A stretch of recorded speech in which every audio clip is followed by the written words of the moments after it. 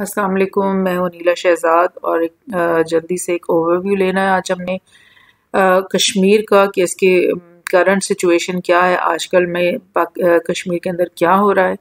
और ये कि नॉर्मली अच्छी खबरें तो वहाँ से नहीं आती।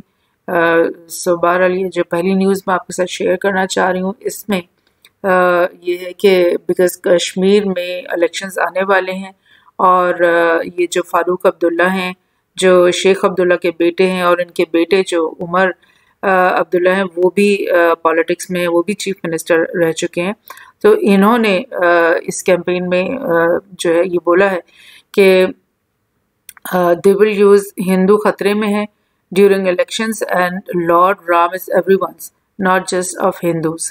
तो फारूक अब्दुल्ला ने बड़ा जज्बात में आके गालिबन ये कहा है कि जो राम है जो कि हिंदू गॉड हैं वो कहते हैं कि वो खाली हिंदू गॉड नहीं है बल्कि वो हम सबके गॉड हैं।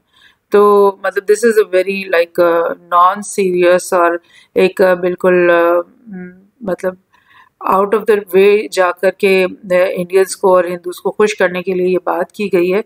हालांकि एवरीबडी नोज कि राम जो कि जिनकी वाइफ सीता है और जिनके बेटे भी बताए जाते हैं और वो उनकी अर्थली लाइफ का सारा जिक्र है गीता वगैरह में। तो उनका कोई कंपैरिजन नहीं है इस्लामिक गॉड से अल्लाह के साथ। सो ये बहुत ही प्रोपोस्ट्रस किस्म की जो उन्होंने बयान दिया है कैंपेन में। आई डोंट नो इसका क्या मतलब है। और इससे इस तरह की बातों से जो है ये क्या हमें याद आता है कि ये एक फैमिली है जिसने हमेशा मतलब यू नो बहुत ही मतलब एक्सट्रीम किस्म की हरकतें की हैं। इनके फादर के बारे में आपको पता ही है कि शेख अब्दुल्ला जो थे ही वॉज द वन जिन्होंने मतलब महाराजा को अलाउ किया था कि वो सेशन कर दें और उन्होंने जो कश्मीर की जो पॉलिटिक्स है उसके ऊपर यानी एक as a politician as a leader जो है वो अपनी हैसियत को माना था under Hari Singh and under the Indian occupation.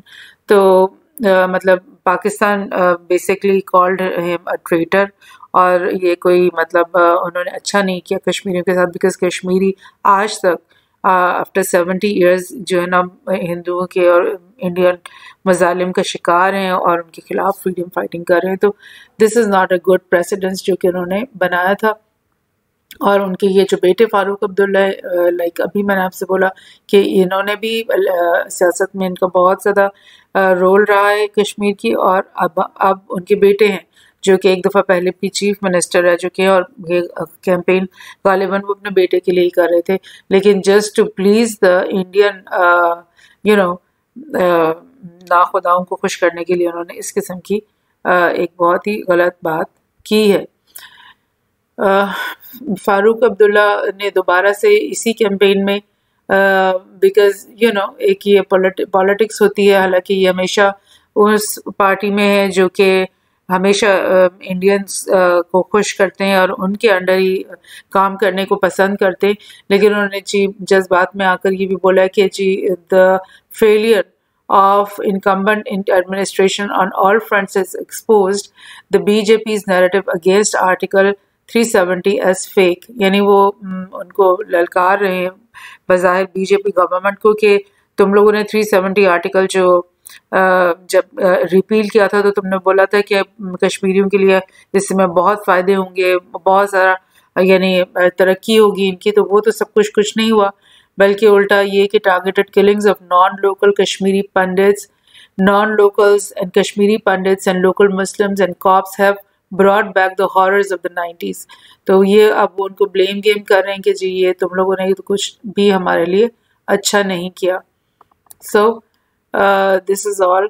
ये यहाँ पे वो जिक्र कर रहे हैं कि जो उन्होंने प्रॉमिसेस किए थे यूथ के साथ और उन्होंने बोला था एम्प्लॉयमेंट आएगी और लाइक ट्रेड आएगी और बहुत सारी और चीज़ें बिजनेसेस आएंगे वो सब कुछ तुमने कोई प्रॉमिसेस अपने नहीं पूरे किए। तो लिहाजा ये एक इलेक्शन कैंपेन में आप समझ लो कि क्या इस तरह की वो बातें कर रहे हैं। लेकिन इसी तरह की जो बातें हैं उसके अंदर आपने देखा कि जब ये आर्टिकल 370 लाया गया था तो उसके कुछ महीने मतलब फौरी तौर पे मीडिया ब्लैकआउट कर दिया था मोदी गवर्नमेंट ने कश्मीर के अंदर, और उनका मतलब एग्जिट एंट्री पॉइंट्स बंद कर दिए थे, कोई जहाज वहां आ जा नहीं रहे थे और वो कैद हो गए थे कश्मीर के लोग उस अपने स्टेट के अंदर। और इसके अलावा उन्होंने बहुत ज़्यादा यानी अपनी फोर्सेस वहाँ पे बढ़ा दी अचानक, और मतलब बहुत ज़्यादा सख्ती की। और उसी के एक आध महीने बाद उन्होंने पॉलिटिकल जो स्पेक्ट्रम था उन तमाम लोगों को भी इम्प्रिजन और house arrest and this and that इस तरह करना शुरू कर दिया। तो ये इस न्यूज़ में यही जिक्र आ रहा है कि फारूक अब्दुल्ला और महबूबा मुफ्ती जो है इनको अरेस्ट कर लिया था उन्होंने, हालांकि ये उनके बहुत ही कोलैबोरेटर्स थे और उनके मतलब इंडिया से मोहब्बत करने वाले लोग थे, लेकिन इंडिया ने बीजेपी गवर्नमेंट ने स्पेशली इनका कोई लिहाज नहीं किया। सो this is another news very interesting.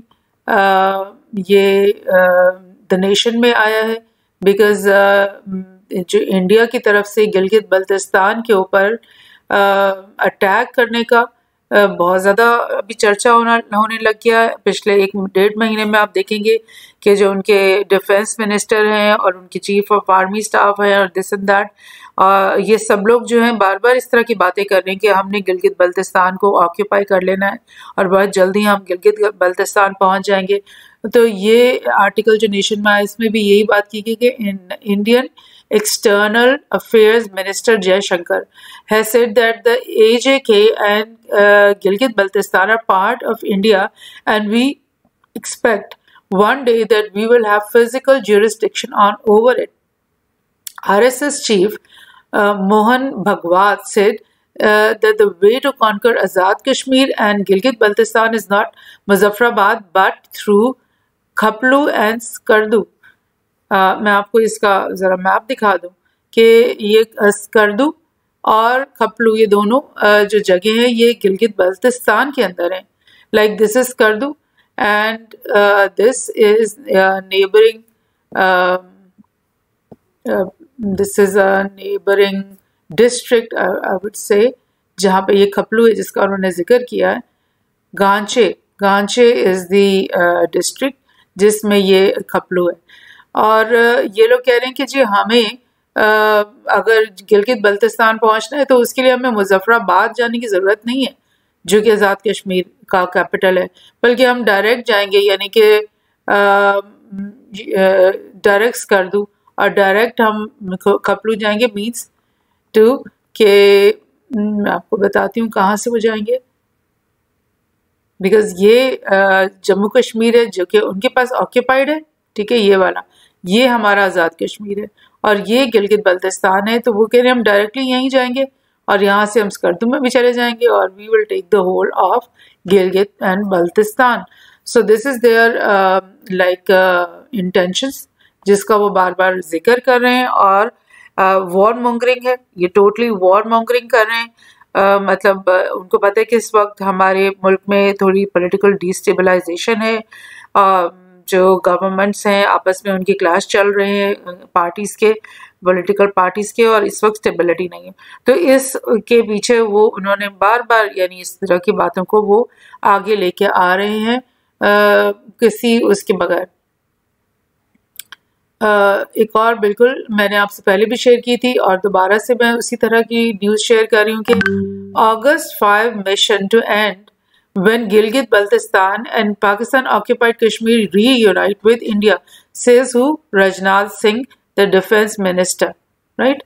तो डिफेंस मिनिस्टर साहब क्या कह रहे हैं रजनाथ सिंह के, वो कह रहे हैं कि he is describing the Indian army as the greatest army in the world, and Union Defense Minister Rajnath Singh said that the mission to fulfill integration of Jammu and Kashmir that started on August 5, 2019 will complete when Gilgit-Baltistan and the area of Pakistan-occupied Kashmir will reunite with India. Now this is a very like whole thing that he said कि August 2019 में क्या हुआ था कि मोदी की second tenure आया था और उसने प्रॉमिस किया हुआ था कि आर्टिकल 370 को रिपील कर देगा जिसमें कश्मीर का एक स्पेशल स्टेटस है। तो वो उसने अगस्त 2019 में ये आर्टिकल को रिपील किया था। और रिपील करने का मतलब है कि जो जम्मू और कश्मीर है वो एक नॉर्मल प्रोविंस बन गया है अब इंडिया का उनके मुताबिक। तो वो कह रहे हैं ये कंप्लीट नहीं हुआ ये प्रोसेस। ये कंप्लीट तो तब होगा ना जब आज़ाद कश्मीर और गिलगित बल्तिस्तान भी इसके अंदर शामिल हो जाएंगे। तो ये मतलब ब्लेटेंटली वो एक वॉर यानी कि एक जंग की का बिगल बजा रहे हैं। और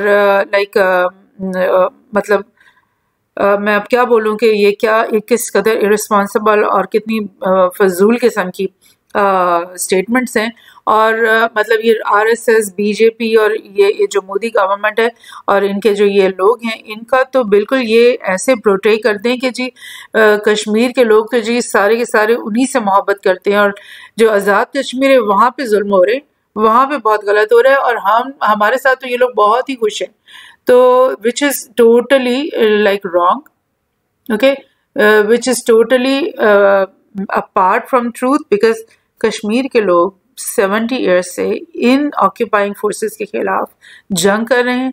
डेली वो अपने नौजवान जो है अपनी जानें कुर्बान करें। आज भी मतलब एवरी अदर डे जो इंडियन पुलिस और आर्मी है वो इम्प्यूनिटी के साथ आती है, इनकी विलेजेस के अंदर दाखिल होती है, इनके घरों को कॉर्डन करती हैं और इनके अंदर से नौजवान बच्चों को निकाल कर उनको मिलिटेंट्स कह के और टेररिस्ट कहकर वहीं पर समैरली एक्सिक्यूट कर देती हैं। कोई वहाँ पर जजमेंट नहीं होती, कोई वहाँ पर अदालत में नहीं उनको लाया जाता, कुछ प्रूफ नहीं किया जाता, बस वो जाते हैं और उड़ा देते हैं इन बच्चों को।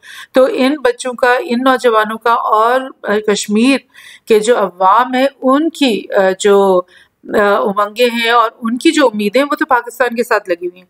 हमारे मुल्क में एक सेक्टर है जो कहता है कि जी हमें कश्मीर की कोई ज़रूरत नहीं है, कश्मीर एक मतलब अलग चीज़ है, हमें उससे कोई लेना देना नहीं होना चाहिए। लेकिन हम ये भूल जाते हैं और हमारे लोग ये भूल जाते हैं कि हम तो आज़ाद हो गए ना, इसलिए हमें कुछ फ़र्क नहीं पड़ा, मगर वो लोग तो इस वक्त तक आज़ादी उनको नहीं मिली है। और आपको ये मैं कुछ पिक्चर्स क्यों शेयर कर रही हूँ कि आज भी और ये जो बच्चों को शहीद किया जा रहा है, नौजवानों को, जब इनके फ्यूनरल्स होते हैं और ये डेली होते हैं, मतलब किसी ना किसी जगह में डेली हो रहा है, और इन शोहदा को, इन मार्टिर्स को ये लोग पाकिस्तान के फ्लैग में लपेट के इनको दफनाते हैं।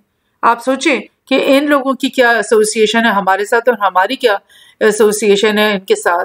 तो ये आप देखें कि ये फ्यूनरल्स हैं और फ्यूनरल्स में आपको पाकिस्तान के झंडे दिखाई दे रहे हैं।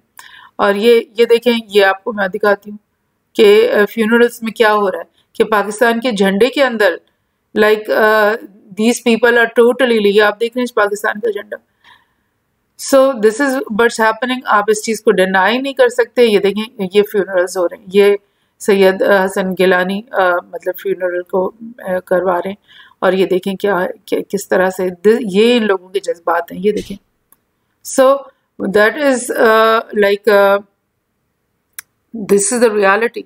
I mean, we cannot just मतलब be so inhuman and cruel कि एक कौम जो है वो इस उम्मीद में है कि हिंदुस्तान से आज़ादी हासिल करेंगे तो हम पाकिस्तान के साथ जुड़ जाएंगे किसी भी शक्ल में, इल्हाक करके या उसका हिस्सा बन के, जैसे भी उनको सही लगे। लेकिन उनकी जो वफादारी, मोहब्बत, उम्मीद है वो हमारे साथ जुड़ी हुई है। So we should not forget that.